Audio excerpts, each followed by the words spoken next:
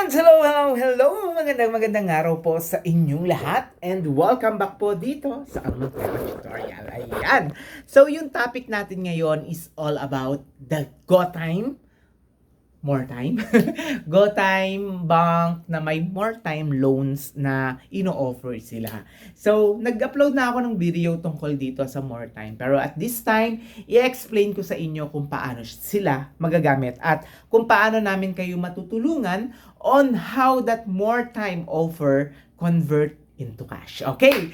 So, because this more time is offer ni GoTime, so unang-una, kailangan meron tayong account kay GoTime. Then, kung okay naman yung paggamit mo kay GoTime, o-operan kayo ng more time. So, pag sinabi nating more time, ito ay isang loan offer or a credit limit kung saan pwede po namin itong i-convert into cash. Kasi kadalasan sa mga nagtatanong, yung more time is ginagamit ito sa pagbayad ng mga bills using QRVH scan to pay only. Pero hindi siya pwedeng gawin cash on your own.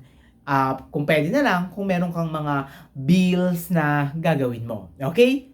Bills na pwede mong bayaran. Okay, dito sa Almontero Tutorial, yung more time kasi is ang ginagawa namin dyan is nagpapabayad kami ng mga bills. And itong mga bills na to ay galing sa ating mga clients na humihingi ng discount. So, halimbawa meron silang 2,000 na bills.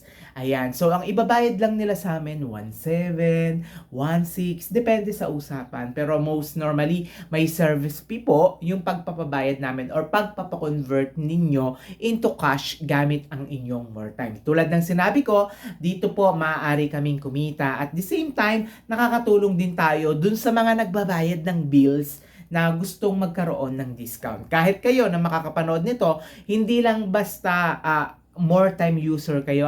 So, kung meron kayong mga bills na gustong ma-discount, pwede po kayong lumapit sa amin and i-check natin kung ano yung pwede naming maitulong sa inyo.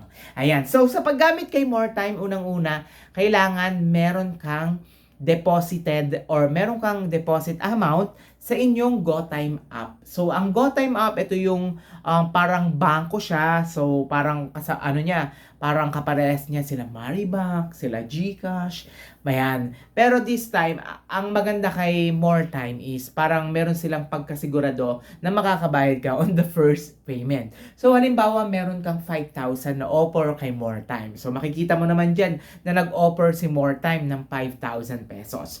So, kailangan sa aking mga experience sa mga nagpapa-trade into cash, kailangan meron kang at least 1,399.50 parang ganyan na GoTime amount. So, let's say 1,400 na.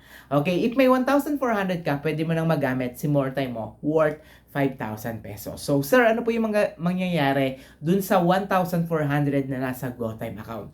Yun yung magiging down payment nyo or yung tinatawag nating first payment kay more time. So, halimbawa, meron kang 5,000. Ito ay scan QR, ginamit mo na. Ayan. So, ang mangyayari dyan, mawawala na yung credit limit mo na more time. Papasok na siya dito sa ating pinagbayaran. Then, yung pera mo doon sa GoTime, ayun yung magiging first payment mo kay more time. So, ibig sabihin, bayad ka na agad sa first payment mo. Kumbaga, siya yung nagsilbing down. And, ang maganda dito, habang nagbabayad ka, bumabalik yung credit limit mo kay more time. So, ibig sabihin, kapag nakapagbayad ka ng at least 2, 3, pwede mo na magamit ulit yung more time mo. Ayan, ganoon lang siya kabilis. So, ibig sabihin nito, kailangan mo magkaroon ng balance sa GoTime. Kung magkano yung ating first installment sa more time, ganon din karami yung GoTime amount na dapat meron ka dahil yun yung magsisilbing down payment or first payment sa ating more time installment. Ayan. So, pwede nyo po itong gamitin sa mga QRVH, sa merchant, pwede din sa paybills. Kung wala tayong mahanap, kung wala tayong mapaggamitan and kailangan ng cash, i-message nyo lang po kami, nandyan yung description box. Andyan yung description sa aking description.